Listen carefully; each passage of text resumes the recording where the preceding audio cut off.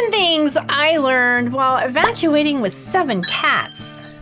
Number 1, have an appropriate carrier for each cat. Now, I know this may seem logical, but when you have multiple cats like we do, making sure you have the right environment, in this particular case, a carrier for each cat, is super important and sometimes a little more difficult.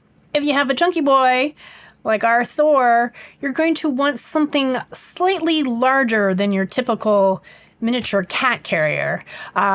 Remember, in an evacuation situation, you're probably going to be having your cats enclosed in these environments for an extended period of time. So keeping them as comfortable and as calm as possible is going to help you and your cat. Another thing I found that worked really well for us is to make sure that each carrier had a blanket or a towel or something comfy in the bottom. Not only does this make them feel more comfortable to lay in it, if they're really nervous, they can dig around in there and kind of hide in it, and it'll make them feel more secure. Using a towel or blanket that they use in their own bedding is going to make it even more familiar to them. Go ahead and wash them. They're going to be familiar with the scent regardless, and put that in their carrier, and it'll make them very happy. Does your cat have a favorite toy? You know, the one that they carry around in the middle of the night singing the song of their people? Well, put that in the carrier. It'll make them happy because they have their favorite things right there with them. Also, carrier placement is really critical, particularly if you have cats that don't get along. If you have that one cat that is just chill and doesn't care about what's going on, put that next to the cat that's super angsty. So that way they have a little bit of space and they don't feel that they're trapped next to their nemesis. Another thing that may be helpful is calming spray.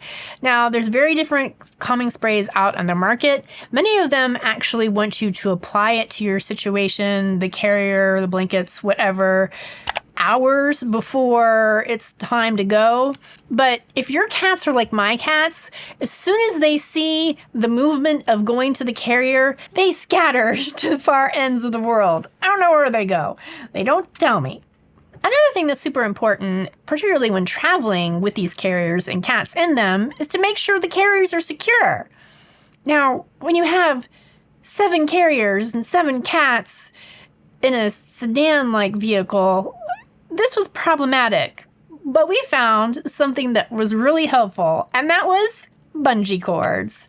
That's right, you can actually clip them onto the headrest of most chairs and cars, and then clip the other end either around the carrier, onto the handle, onto the seat belt, or onto one of the ventilation slats of the carrier itself. Using multiple anchor points is really helpful and is going to keep your carrier secure.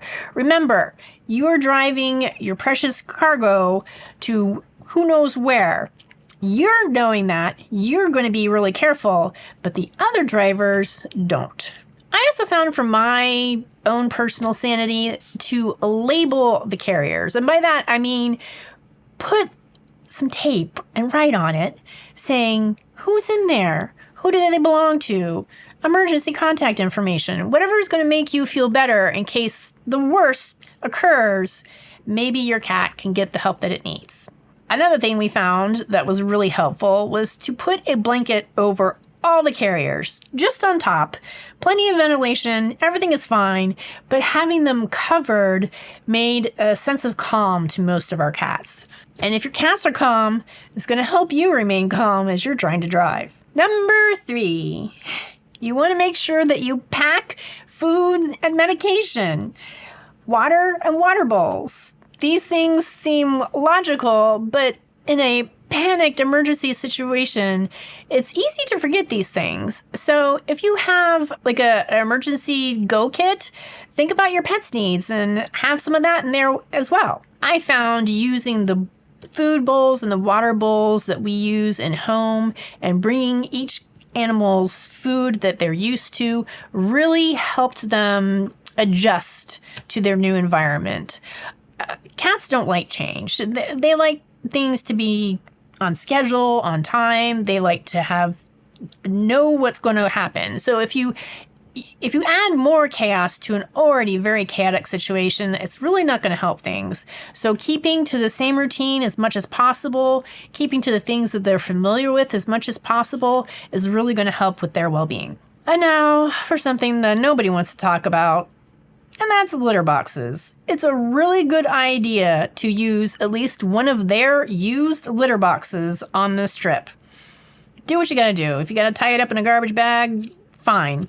But a litter box that they're familiar with, not a brand new thing, is really going to help them go, yes, that's where I go to the bathroom. And it'll save you some frustration and some aggravation. They're having is just a rough time, perhaps even more so than you are. So again, keeping to the routine, keeping to the familiar is going to help them know what they need to do next. Also, it's a really good idea to use the same litter. If you have a litter that you find sometimes hard to get, bring as much as you can with you, so that way you're not changing the litter on them. If you could only scrounge it at one bag and you can't find any of their normal litter elsewhere, then ration the litter that they have so that way you can blend the two, so they will still take that mixture as to where they need to go. It is also important to monitor the usage of the litter box. Is one of the cats not using it as they should? There might be something wrong. At this time of stress, it's really important to make sure that they're eating, drinking, and eliminating as they should be. Now, in travel, when you're en route, when you're in movement, it is natural for cats not to want to eat, drink, or use a litter box. This is normal, and they can actually go for a while. But if you have the ability to stop your motion and have some time for them to move out of their carriers, if it's a safe location, then that'll probably be a really good idea for them. We unfortunately didn't have that ability to let them out because we had such a small vehicle that we were using and so many cats. In the future, I think I would have made some different decisions, but I'll get to that a little bit later. Number 5 is to create a place of comfort. One of the things that I find kind of counterintuitive, but it actually really helps my cats, is to create little, condos, little cottages out of their carriers. So when they're in a new environment, even though the carrier was a point of stress, now it is a reference of security. What are you guys doing? So the carrier, though once a point of stress, in this new location is going to be something familiar. So if you have the ability to remove the door from your carrier and reassemble it with a clean blanket, preferably the one that they were using, then they might find that as a bit of a refuge, something that they can go in and out of on their own and feel secure. If your room that you're staying in has a bookshelf or something sturdy that has an elevated platform type scenario, you see where I'm going with this, right? You want to clear that off and allow your cats, as long as it's secure, to get up there. That's really going to make them feel better about their situation. The cats love being up high, and it gives them a vantage point that they can see all of what's going on in the room. They'll feel much more comfortable, much more secure. If you have those blankets that I keep referring to, feel free to put a blanket up there. It'll be a great place for them to take a nap. If it's close to the ceiling, it may be slightly warmer up there for them. Cats prefer to be warmer than we do. And if it's near a window, even better. Now they can see what's going on inside as well as out. Continuing with comfort, remember to keep those litter boxes scooped. You probably don't have the same amount of litter boxes in a travel situation as you would in your home. So it's really important to probably scoop them more frequently than you would. That way they don't feel like they're constantly looking for a proper place to go, and it'll keep the space cleaner and more sanitary. You brought that calming spray we talked about earlier with you, right? Because now that you're in a spot, using this calming spray maybe once a day might just help keep tempers down a little bit. Another thing you want to try, if it's all possible, is to limit loud noises.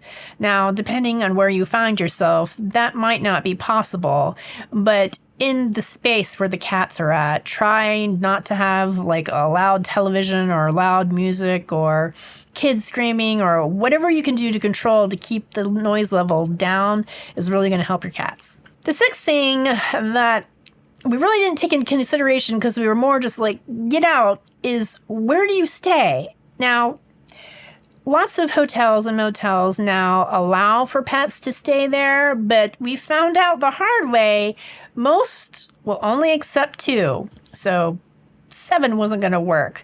Now, we were lucky enough that we had cat-friendly friends who were willing and able to put all of us up for an extended period of stay. So try to create a network if you can, so that way if you do find yourself in an evacuation situation, you do have a place to go.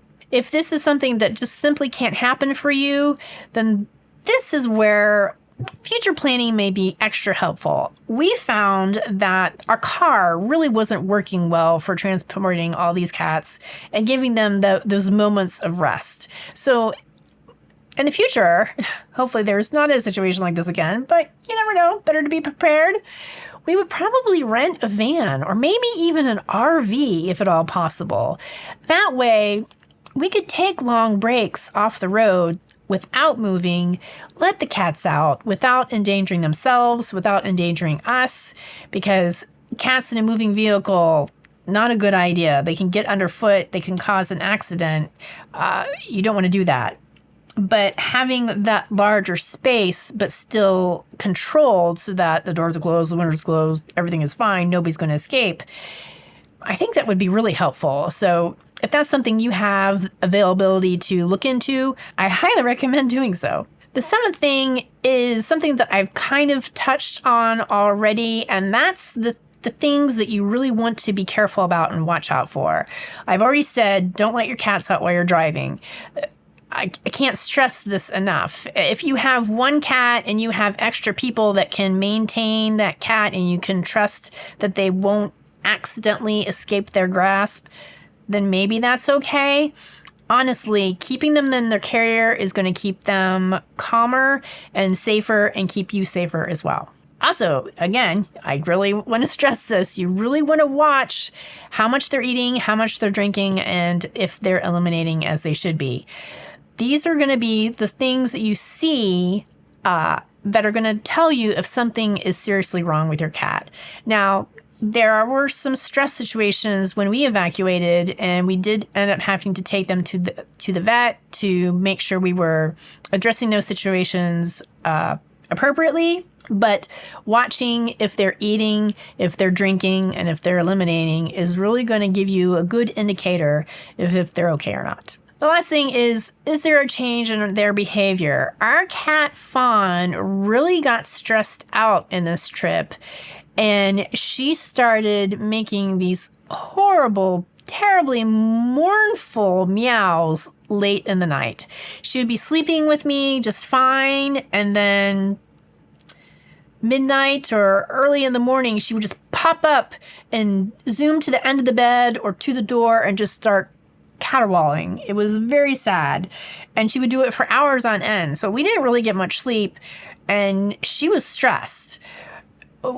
We found out some really interesting things. For example, in a stressful, traumatic situation, cats can actually get a fear of the night, of darkness. So we went to the store and we tried to create an environment that would be more soothing for her. We got the flush mount night lights so that they were on all the time, so she was never in pitch darkness. We tried to interact and play with her on a regular basis along with all the other cats. And it helped a little bit, but she wasn't ever 100% right until we got back home.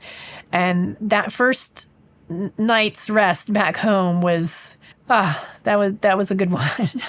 So in conclusion, try the best you can to take care of your cat's needs and make sure you have all of the creature comforts for them, so that way they can ease into this transition period with the least amount of stress as possible. But also be mindful and be caring and know that this is a stressful situation for them too, And they don't really have the means to communicate that other than apparently a mournful meow or perhaps another inappropriate behavioral situation. So be patient and understanding and do your best, because that's all you can do. If you have a tip on how to make an evacuation situation more relaxing for both you and your pet, please feel free to leave it in the comments below. I would love to hear your suggestions.